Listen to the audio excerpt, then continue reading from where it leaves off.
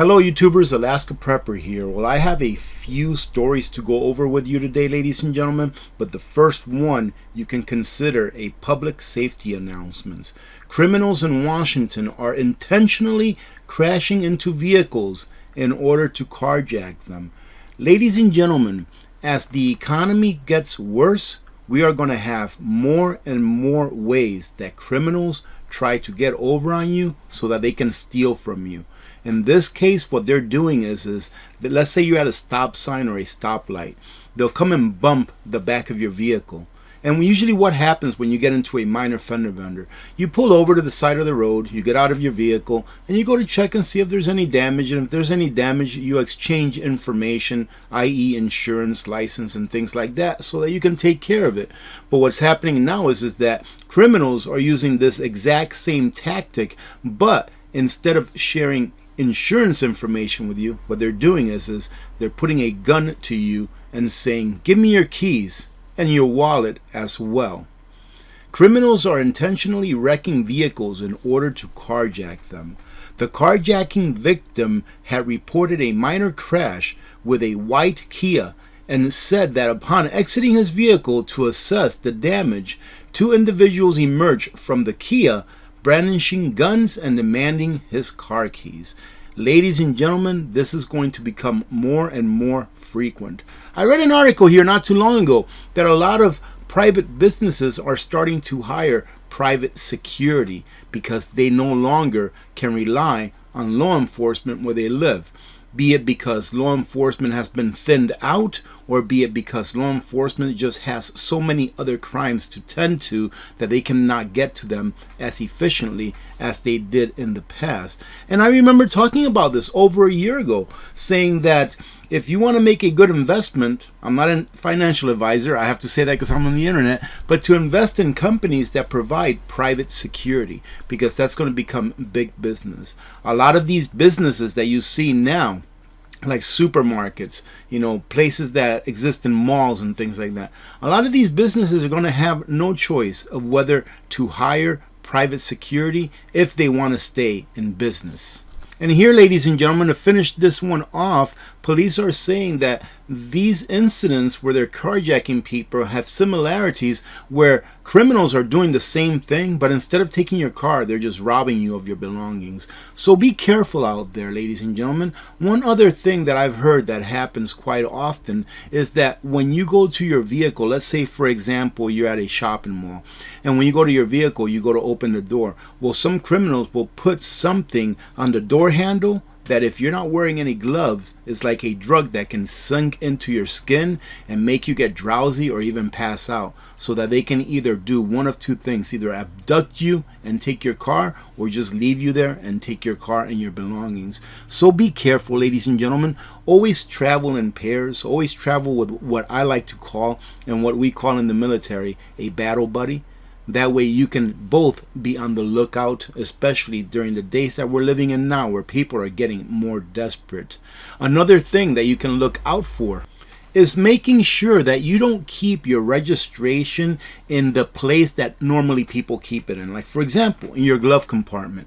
Most people keep their registration of their vehicles in their glove compartment or in their middle consoles. Why is it important that you don't keep it there? Well, it has your name and your address, right, ladies and gentlemen?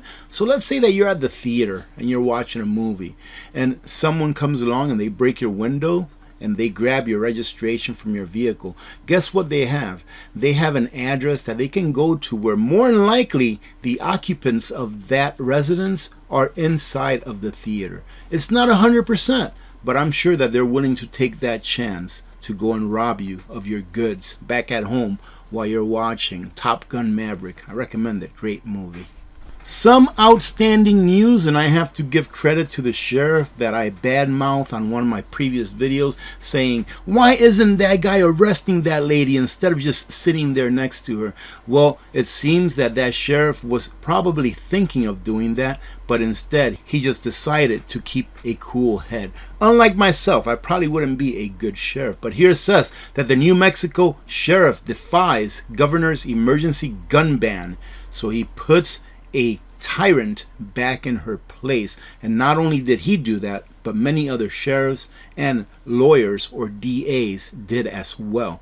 The sheriff in New Mexico's largest metro area announced on Monday his office will not enforce an emergency order by the governor to temporarily suspend the right to carry firearms in public. In other words, to temporarily suspend the Second Amendment. Incredible. In and around the city of Albuquerque, while also calling for a special legislative session to address the matter. So she is being 100% unconstitutional, and then she wants to hold a session to say, hey, is it okay if I'm being 100% unconstitutional? After I've taken an oath to uphold and protect the Constitution of the United States of America, right? Absolutely, ladies and gentlemen, that's what these tyrants, that's exactly what this person is, a tyrant. The sheriff says it's unconstitutional, so there's no way that we can enforce that order. This ban does nothing to curb gun violence, and that is 100% true. When you take the firearms out of the hands of law-abiding citizens, guess who still has them? The criminals. How many times have you heard me say it and scream it from the top of my lungs? Inflation, ladies and gentlemen, is not over, and it never will be. And when it comes back, it's going to come back in a hurry and in force. U.S. CPI surges more than expected in August as gas prices soar. And the price of oil as well as many other commodities, are going to continue to go up. And the inflation that we've printed, that we've added to the economy in the last couple of years, it has not all manifested itself in the prices that we see at the shelf today, ladies and gentlemen. We still have a long way to go before inflation peaks, and I think that inflation will again be above the mark of, I think it was 9.1% that we hit a high of, according to their numbers. I believe that inflation will rise above that before it then comes down some. So you better get ready, get stocked up now. Because it may take a month, 6 months, a year, maybe 18 months, I don't know. But eventually, we will see inflation ravaging our paychecks. I should have made this its own video because this is worth celebrating, ladies and gentlemen. Majority Whip introduces anti-CBDC bill to stop unelected bureaucrats undermining the American way of life. Hallelujah. I don't even know who it is that did this. I just saw the title. Thank you very much to whatever representative introduced this bill. At least it gets it in the front of the eyes of the American people, and they can at least educate themselves as to what is a CBDC and why do they want to stop it. Isn't it good?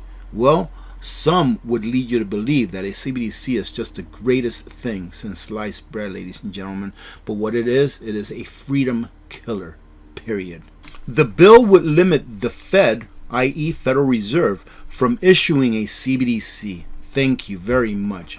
You don't know how happy it makes me to see this. I hope it progresses all the way through, and I hope that once it hits the Senate, that it gets at least 60%. That way the president cannot veto it, which Tom Emmer called a surveillance tool that would undermine the American way of life. And that is exactly what it is, but worse. And the representative states that this administration has made it clear that it is willing to compromise the American people's right to financial privacy for a surveillance-style CBDC. And that is 100% accurate, ladies and gentlemen. That is why he is introducing a legislation to put a check on unelected bureaucrats and ensure the United States digital currency policy upholds our values of principle, individual sovereignty, and free market competitiveness. This bill also prohibits the central bank from using any CBDC to implement monetary policy, which means that the central bank can't just send you free money, which I hope by now you understand, and we've learned that there's no such thing as free. U.S. presidential candidate Robert F. Kennedy Jr. echoed the sentiment in May, stating, "That is why I oppose CBDCs, which will vastly magnify the government's power to suffocate dissent by cutting off access to funds with a keystroke. Pretty much saying that if they don't like what's coming out of your mouth, that they're going to go ahead and shut off your little wallet, and you will be, ladies and gentlemen, demonetized. Now we're going to finish this video off with this piece of good news, and it is great news. $1.5 trillion worth of white gold found in supervolcano on Nevada and Oregon border. And that white gold that they're talking about, ladies and gentlemen, is lithium. Obviously, we all know that with this green revolution that's going on, whether you agree with it or not, lithium is in great need. And I believe that having these things like solar panels, like batteries that we really need, having those things is a great thing because it complements the electrical grid. All right, ladies and gentlemen, I'm just not in the camp that if we don't do this, that the earth is going to blow up. And what is it that we have now? 6 more years, 2029, I believe it is, that the earth is supposed to blow up if we don't stop using or stop existing, right? If we don't stop being humans and exhaling CO2, the earth is going to blow up. I digress. I know I'm getting kind of goofy, but that's a great thing, ladies and gentlemen, and that it's here in the United States is also a great thing. The only thing that worries me is that all of these policies that we have against extracting natural resources from our own land may get in the way. Let's hope that it doesn't, because it would really be nice if solar generator companies could actually lower their prices because they're getting a better rate for the lithium that they need to make their batteries. Having said that, I have a great video, at least I think it's a great video, either coming out later on today or coming out later on tomorrow morning or so, about Oupes and the awesome sale that they are having for National Preparedness Month. I'm going to go ahead and leave the link and coupon codes that they've provided on a pinned comment and in the description of this video, even though I haven't put the video out yet, because the sales are occurring right now, ladies and gentlemen, and they have run out of stock of at least one item that I know of. However, you can always pre-order it at that price and still get that sale price as soon as it comes back in stock. So I'll leave those links for those of you that want to check it out, and I'm going to try to have that video out later on this evening, if not, at the worst case scenario, sometime tomorrow morning.